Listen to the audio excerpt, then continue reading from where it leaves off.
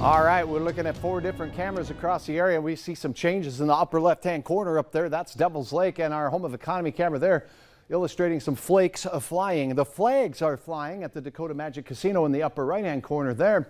We have some wind, but temperatures remain in the 50s. We remain in the 50s in Fargo as well, as colder air is working its way in from the west. High temperatures today peaked in the 40s in the Devil's Lake Basin. You're already in those 30s, and we saw mid 50s today in Fargo. A lot of melting took place this weekend. If you noticed it in your yard like Hutch did, we got rid of a lot of snow. Our rivers are responding and rising, but there's some good news here. The ground is absorbing more of the water and the snow melt than anticipated, and the runoff is going very quick and smoothly. So with that, river levels are not expected to be quite as high. Now, we do have flood warnings across the southern Red River Valley, the Maple River, the Red River through Fargo and points north and south of town here.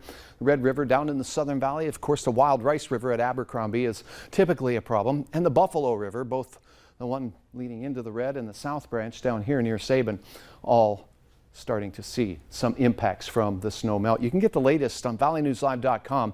Click on river levels on our weather page and you can keep up to date with the latest. So look at your current conditions. Still awesome outside. Get out and enjoy the 51 degrees. It's going to be changing as we go through your evening. West-northwest winds are already blowing at 15 miles per hour. There's a rain-snow boundary here that's making its way through. On the cold side of the system, which is up to the left, we do have blue, that's snowflakes, and then we have raindrops making its way through. Notice most of the active weather is along Interstate 94 and points north tonight. And as we take a closer look, we at Devil's Lake, much of Benson and Ramsey counties up through the Towner County area seeing snowfall. Some rain showers pushing in towards Langdon.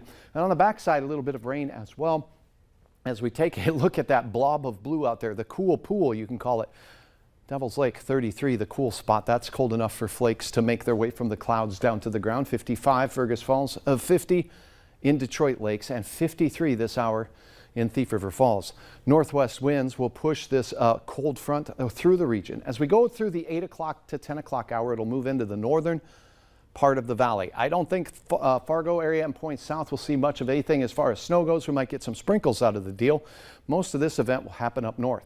Now, as we head towards 10 o'clock and midnight, it will be exclusively on the Minnesota side of the river where you see the dark colors here, some low clouds and fog possible, but all of us will cool off to temperatures near 30 to start out our Tuesday morning. By Tuesday morning, most of us will be snow-free, as this event will really show some enhanced snowfall totals as it gets into the elevated terrain of the Arrowhead of Minnesota.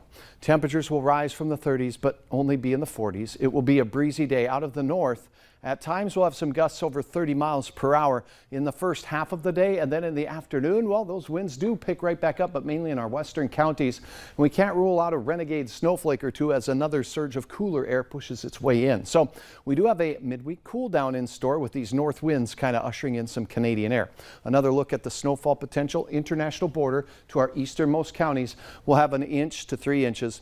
This is going to be that wet, sticky, great for making snowballs kind of snow. We won't have much to do that kind of fun activity with here in Fargo. We're going to keep that first alert weather day intact for some tricky travel conditions on your Tuesday morning commute. And remember, it's taking place tonight as well, so it could impact a few of you into the late evening hours. Tiffany capturing a gorgeous scene here, that from the area south of Fargo. Here's a look at that first alert weather day, mainly in the morning. We rebound to 43, but the north winds cool us off through Wednesday as our system exits. Thursday, we start warming up. Then, well, not a bad weekend ahead. It looks a little bit quiet. Temperatures will be near 40 to 45 for the remainder of the 7-day planner there.